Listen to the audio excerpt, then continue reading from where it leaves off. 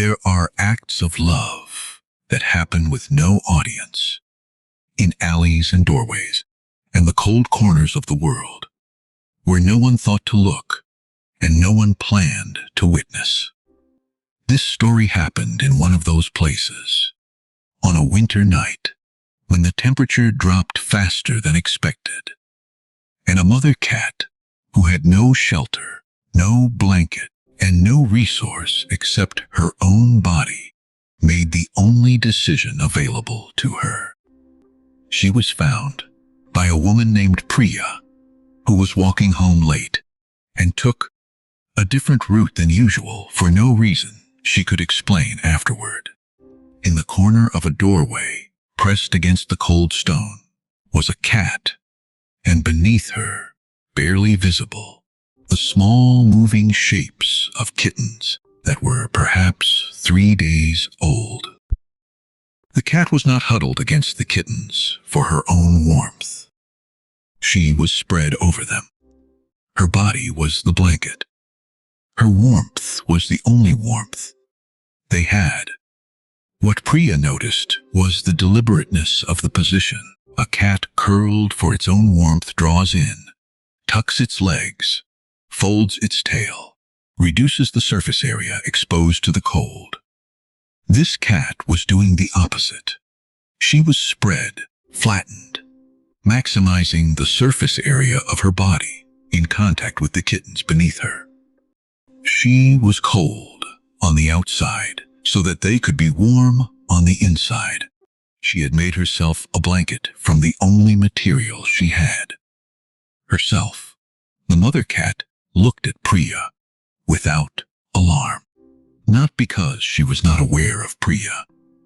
She was aware precisely and completely, the way mother animals are aware of everything in their immediate environment when their young are beneath them.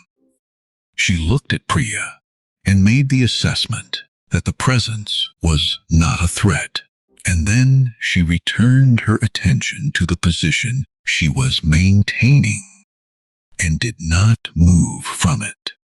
Priya did not have the means to take the cats that night. She did what she could.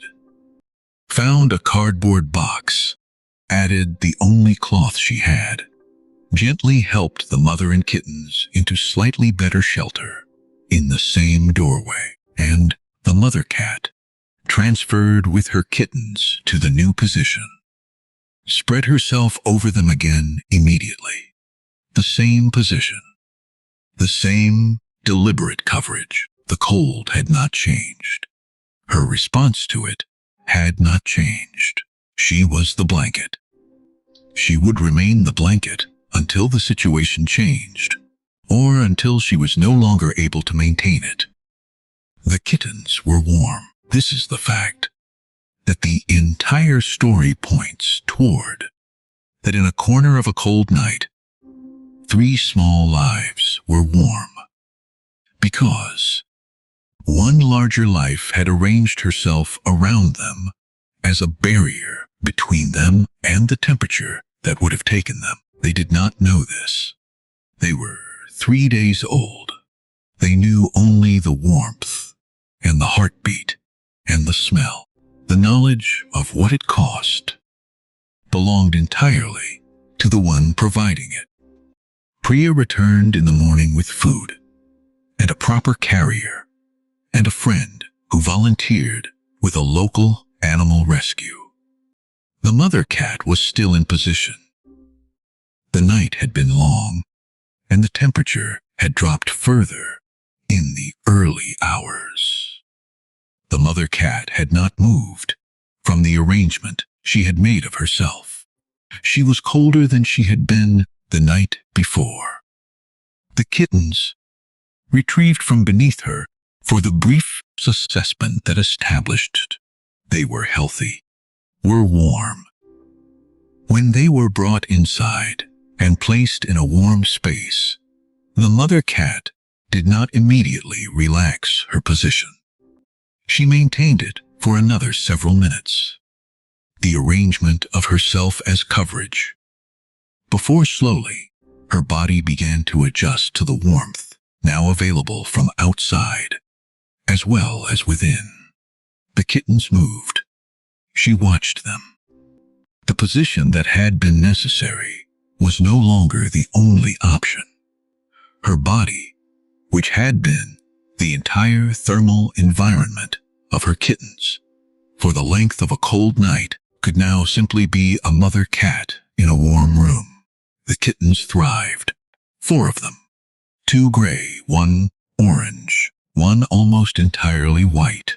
They had been 3 days old in a cold doorway, and they were now growing in a warm foster home, with a mother who watched them with the specific calm attention of an animal whose primary mission had been completed and whose young were safe. She was thinner than she should have been.